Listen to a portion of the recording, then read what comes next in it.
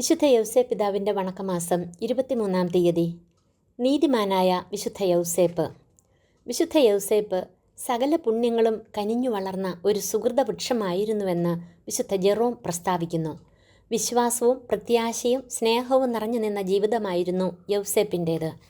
ദാരിദ്ര്യവും ബ്രഹ്മചര്യവും അനുസരണവും വ്രതങ്ങളായി യൗസേപ്പ് കരുതി വർത്തിച്ചു. മൂലപാപങ്ങൾക്കെതിരായ എളിമയും ഔദാര്യവും ആത്മനിയന്ത്രണവും ക്ഷമയും മിതത്വവും സഹോദര സ്നേഹവും തീക്ഷ്ണതയും മറ്റും വിശുദ്ധ യൗസേപ്പ് പിതാവിൽ വിളങ്ങിയിരുന്നു.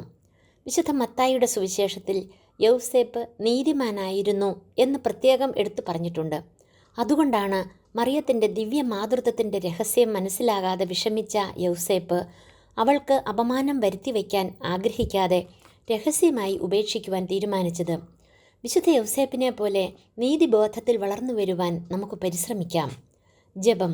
സകല സുഹൃതങ്ങളുടെയും വിളനിലമായും നീതിമാന്മാരിൽ നീതിമാനായും വിശുദ്ധ യൗസേപ്പിനെ ഉയർത്തിയ പിതാവായ ദൈവമേ, അങ്ങയെ ഞങ്ങൾ ആരാധിക്കുന്നു. നീതിമാനായ യൗസേപ്പിനെ തൻ്റെ വളർത്തു പിതാവായി തെരഞ്ഞെടുത്ത ഈശോ മിശിഹായെ അങ്ങയെ ഞങ്ങൾ വാഴ്ത്തുന്നു.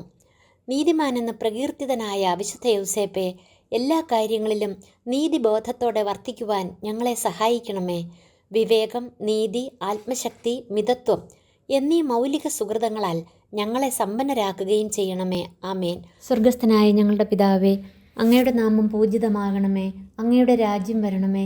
അങ്ങയുടെ തിരുമനസ് സ്വർഗത്തിലെ പോലെ ഭൂമിയിലുമാകണമേ. അന്നന്നു വേണ്ട ആഹാരം ഇന്ന് ഞങ്ങൾക്ക് തരണമേ. ഞങ്ങളോട് തെറ്റ് ചെയ്യുന്നവരോട് ഞങ്ങൾ ക്ഷമിക്കുന്നത് പോലെ ഞങ്ങളുടെ തെറ്റുകൾ ഞങ്ങളോടും ക്ഷമിക്കണമേ. ഞങ്ങളെ പ്രലോഭനത്തിൽ ഉൾപ്പെടുത്തരുതേ. തിന്മയിൽ നിന്നും ഞങ്ങളെ രക്ഷിക്കണമേ. ആമേൻ. നന്മ നിറഞ്ഞ മറിയമേ സുസ്തി, കർത്താവ് അങ്ങയോട് കൂടെ സ്ത്രീകളിൽ അങ്ങ് അനുഗ്രഹിക്കപ്പെട്ടവളാകുന്നു. അങ്ങയുടെ ഉദരത്തിൻ ഫലമായ ഈശോ അനുഗ്രഹിക്കപ്പെട്ടവനാകുന്നു. പരിശുദ്ധ മറിയമേ തമ്പുരാൻ്റെ അമ്മേ, പാപികളായ ഞങ്ങൾക്ക് വേണ്ടി ഇപ്പോഴും ഞങ്ങളുടെ മരണസമയത്തും തമ്പുരാനോട് അപേക്ഷിക്കണമേ. ആമേൻ. പിതാവിനും പുത്രനും പരിശുദ്ധാത്മാവിനും സ്തുതി, ആദിയിലെ പോലെ ഇപ്പോഴും എപ്പോഴും എന്നേക്കും. ആമേൻ. സുഹൃതജപം.